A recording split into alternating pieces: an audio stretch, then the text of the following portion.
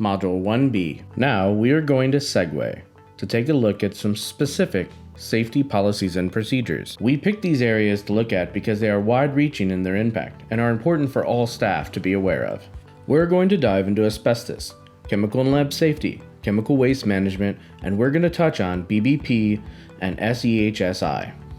Please be reminded that your job may require knowledge of different and additional safety elements, such as confined space entries, ergonomic evaluation of work settings, electrical safety, forklift, pallet jacks, and aerial lift safety, fall protection program, hearing conservation and noise exposure evaluation, indoor air quality, lockout, tagout, and machine guarding, personal protective equipment, evaluation and hazard assessments, respiratory protection. You can learn more about the safety policies and procedures associated with these safety elements in the safety manual.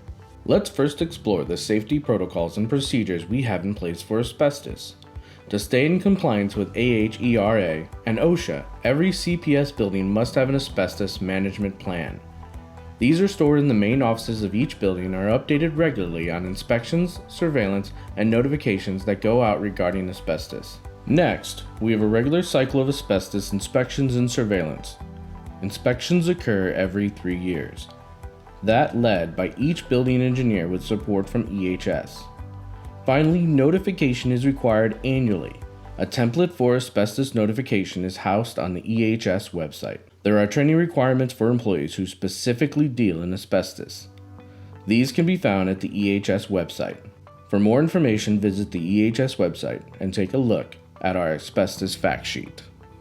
Everybody is impacted by chemical and lab safety. Even if you do not work in a science lab, chemicals exist in all different environments: a main office, an art class, a science lab, and more. Materials have to be stored and labeled appropriately. This includes cleaning materials, science laboratory chemicals, art products, paints, maintenance materials, and others. Safety data sheets are required for all chemical products in the workplace.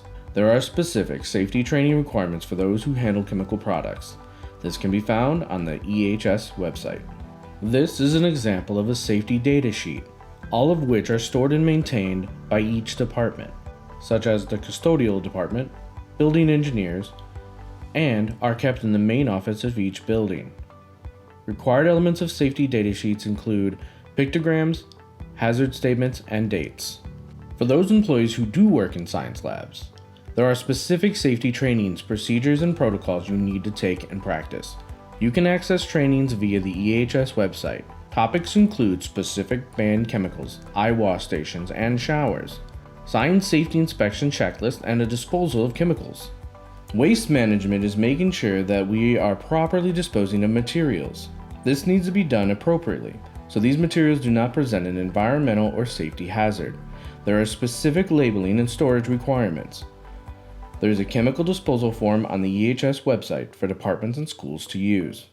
Improper disposal is a federal violation. Proper disposal has associated costs that would be borne by the school and department. Additional information is available on the EHS website via the Chemical Waste Management Fact Sheet. Misstoring chemical waste or disposing of it improperly can result in federal violations by the Environmental Protection Agency or involve potential costs to clean up the mismanaged materials, up to $1,500.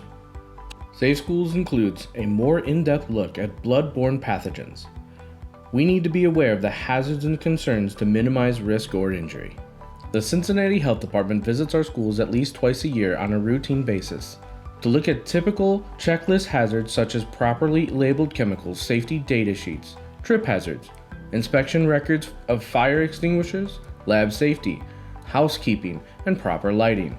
They leave a document about the site visit with the building. Buildings must follow up with these documents and respond accordingly.